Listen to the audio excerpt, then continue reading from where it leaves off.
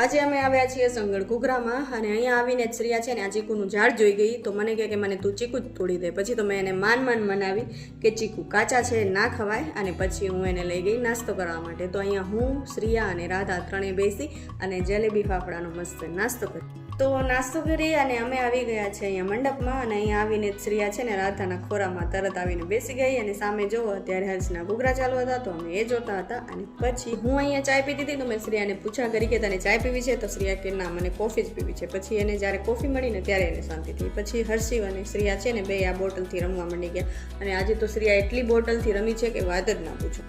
અને આ બધામાં બપોર થઈ ગઈ અને ક્યારે જમવાનો સમય થઈ ગયો ને એ પણ ખબર ના પડી અને ફટાફટ અમે પછી પહોંચી ગયા જમવામાં. અને પછી જો અહીંયા શ્રેયા તો છે ને જમણવારમાં ક્યાંય પણ જાઓ ભાત સિવાય તો કાંઈ ખાતી જ નથી.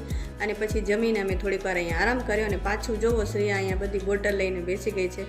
શ્રેયા એટલી બધી બોટલથી રમ્યા રાખતી હતી કે વાત જ ના પૂછો. જેટલી બોટલ એને આજુબાજુ દેખાડીને બધી ભેગી કરી લીધી અને પછી રમતી હતી. પછી મને કહે કે આ બધી હું ઘરે લઈ જઈશ. પછી તો મેં એને માન મનાવી તોય નહોતી માનતી. પછી મેં કીધું કે ત્યારાથી જેટલી ઉપડે ને એટલી બોટલ તારે ઘરે લઈ જવાની. તો એને જો આ કેવો જુગાડ કર્યો છે ઘરે લઈ જવા માટે.